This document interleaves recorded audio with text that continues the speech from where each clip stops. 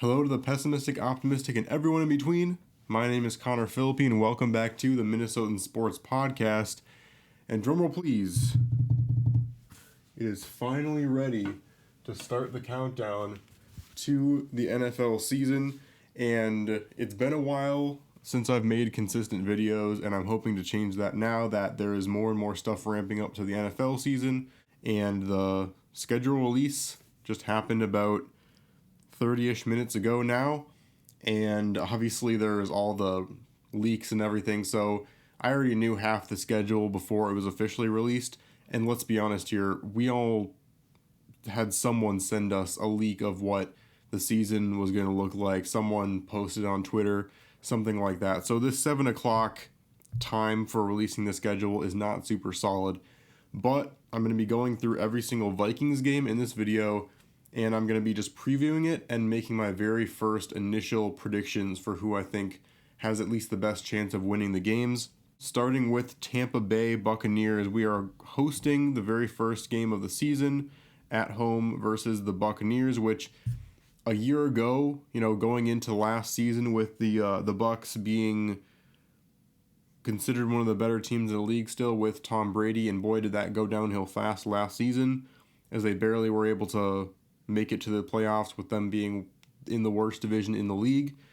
But now going into this season, it's looking a lot more winnable with the the Buccaneers currently being led by Baker Mayfield, with Kyle Trask kind of looming in the background trying to take that job for himself. It'll be a fun matchup to see how those two match up in preseason stuff, and which of those will end up ahead. I do expect Baker Mayfield to be starting in this game, and it could be a tricky game to start out the season. Let's be honest here. The Vikings coming out of the gate, a lot of hype with the new defense and Brian Flores, mixed with the fact that this Vikings offense was amazing last season and could even be better with Addison being mixed in.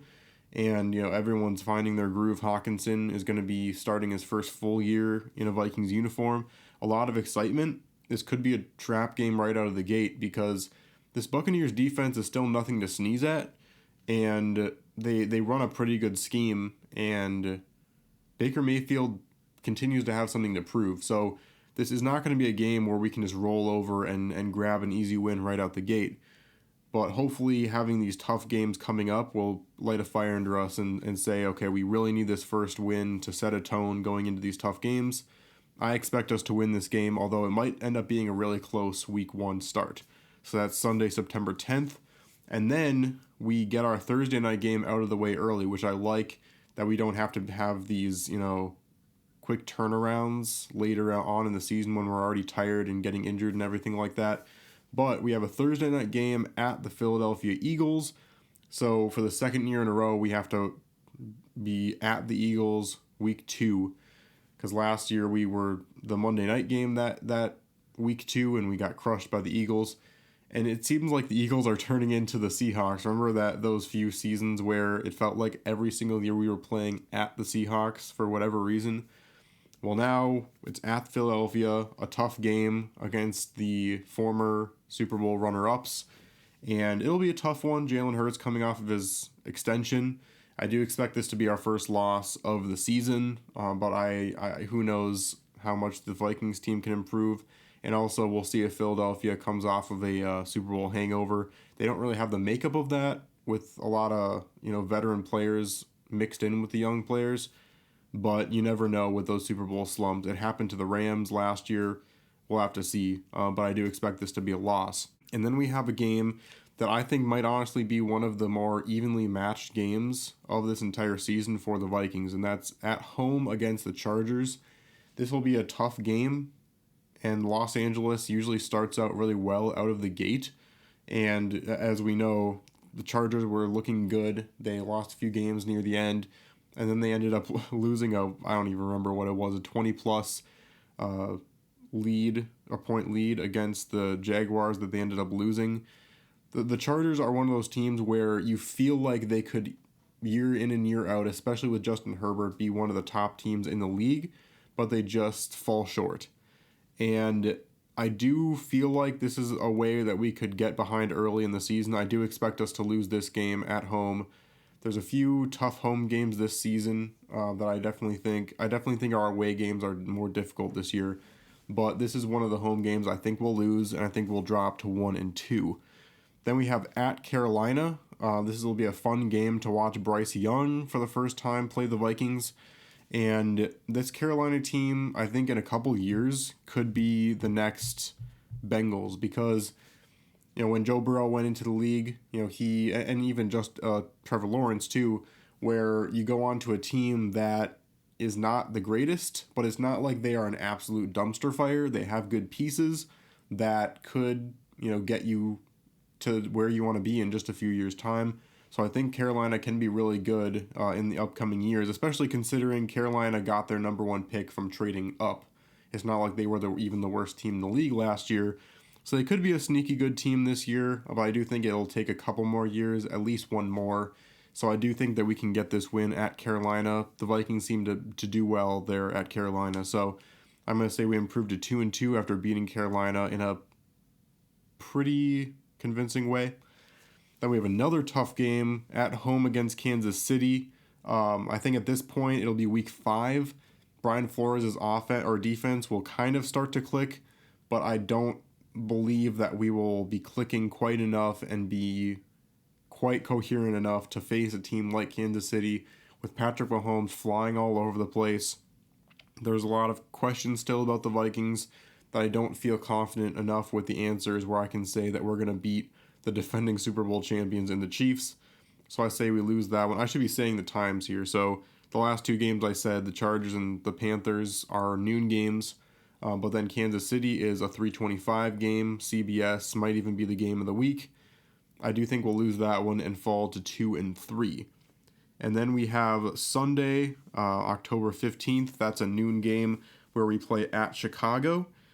And this is one where I hate to say it, I'm going to say we drop this one too. I think the first few games of this season, the first 6 games or even 7 game stretch is going to be a really difficult one that we're going to have to really climb out of a hole. But we will, in my opinion, fall to 2-4 going into a Monday night matchup against San Francisco, which is another one that I think we might lose. I say we fall to 2-5 to start out the season. It'll be a really rough start, and it'll be one where this Vikings team is really going to be tested. You got a lot of young guys. They have not been in this situation before, especially in the NFL. It's going to be tough for them.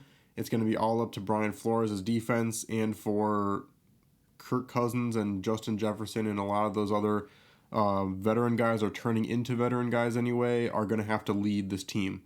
And again, that Monday night game, 7:15, a tough loss, 2-5, going into a few noon games at Green Bay now, where Jordan Love is going to be in town trying to prove himself. I think it'll be a rough start to the season for Green Bay as well as they try and figure out things with a new offense with Jordan Love. I do think the Vikings can get that win and improve at least to 3-5 on the season. That's a noon game on Fox. And then the next week, week 9, we have at Atlanta. This is going to be a tough season, I think, for Atlanta once again. I think this might be the season where they fall to some of the lowest in the standings and might even be able to grab one of the better quarterbacks next year, maybe even Caleb Williams. So I do expect us to win that game and improve to 4-5. And then the next week is week 10, and notice we still don't have a bye yet, which I really love. And then we have week 10 versus New Orleans. That's a home game at noon. And I think if we were to have to play at New Orleans, it might be a tough game. And I think a lot of analysts and fans are actually counting out New Orleans this year. As much as I hate the Saints, I still do from all the Bountygate stuff. Since I was 9 years old, I've hated the Saints. But I do want to give them credit that they might actually have a pretty good year this year. I think Derek Carr can lead this team if they can get some of these offensive pieces healthy and working again. They have a sneaky good defense. I think that this is the makeup of a potential wildcard team, or even because the NFC South is so awful, I could see this New Orleans team potentially going 9-8 and winning this division with a 9-8 record. So it's going to be a tough game, but I do expect us to win that game as well. Since it's at home, it would be a tough one away, but I expect us to win that game. And just like that, we are 5-5. So a nice win streak going, 3 games in a row, heading into week 11 at Denver. And that is a Sunday night game. And that's a game that we're going to have to go up against Russell Wilson. And I think he'll try to have a revenge season this year. It was a really tough one for him. And it's kind of impossible for him to have a worse year than he did last year, especially considering he is a talented quarterback. He had a really off year. He's going to want to prove himself. This Denver team will be better than it was last year. I'm not saying they're going to be a playoff team. I do think they'll be better, though. So it'll be a tough one at Denver, one of the hardest places to play in the NFL. But I do think we can get this one done. And that's why I think we're picking up momentum here. If this team can be leaders and work through a rough start to the season, we can continue this really good, middle of the season here. And I think we'll win at Denver for a nice primetime win. And then we've got another primetime game Monday night at home versus the Bears. This is the same team that I predicted us to lose to at Soldier Field earlier in the season. It's a tough Monday night game against a team that will be shifty with Justin Fields having a few more cast members. I think it'll be a better team than last year. But I think we'll learn from our mistakes at Chicago, and it's a lot easier to play the Bears at home, even if with a Monday night game where everyone knows historically Kirk has not done great. I think we can steal one here and win in Chicago. So that would make it 5 wins in a row, and it would actually improve us to 7-5 going into the bye week, and it would keep us going hand in hand with what I think will be the Detroit Lions for the NFC North crown. Coming out of the bye week, which I'll talk real quick, I really like that we have a week 13 bye week, because how many times have the Vikings looked at their schedule and were like, great, week 6 bye week. Now we have all this rest of the season where we can't even rest. So I really like that we have our Thursday night game out of the way week 2. We don't have to worry about any crazy turnaround for the rest of the season. It's just like recovering from a Sunday night game instead of a noon game, which is totally fine. And then we have bye week 13, which means we only have 5 games throughout the rest of the season before potentially hitting the playoffs. So I really like having that kind of a schedule behind us and having the meat of our games out of the way before our bye week in week 13. Week 14, we are at Las Vegas, a 3:05 start. And Las Vegas is coming in with Jimmy Garoppolo. They still have some good pieces, Devontae Adams, but they also are without their key tight ends. Foster Moreau last season, and then Waller is also no longer on the Raiders, which I think they're really going to miss. They really relied on Waller a lot, as well as Foster Moreau as well. And by the way, a fantastic story with Foster Moreau. He now signed a new contract, battling cancer, a great, fantastic story for him. So I'm really rooting for him. But Las Vegas, I think, is a team we can definitely beat. I think that they're going to be a team that can sneak your way in. I think, the last few years before Russell Wilson, where the Broncos seemed to be that team that just were capable of pulling off upsets and all their games were close. That could be the Raiders this next year, but I do think that we can beat them, and that would improve us to 8-5 all of a sudden, and we are firmly in place for potentially winning the North with some very important games coming up. At Cincinnati, I think is going to be a tough game, especially near the end of the season. Cincinnati, the last few years, have started their first 3 or 4 games really rough, and they just have started to surge, and there's no stopping them after that. So, especially at Cincinnati, I think this is one we will lose and will fall to 8-6 now on this season. And that sets up for an incredibly important game at noon, week 16, and it'll be Christmas Eve versus Detroit. It'll be huge to have this as a home game. And 8-6 going into this game, I say we lose this one at home. Fall to 8-7, because this is just one of those games where we come into it, we see the two games, we're like, okay, the home one at Detroit's going to be easier. Then we have to go for a tough one to potentially try and win the division in week 18 at Detroit. That's the one we have to really worry about. And, it just sneaks past us. And I think it'll be a tough one, fall to 8-7 versus Detroit. And it being a noon game, it's tough.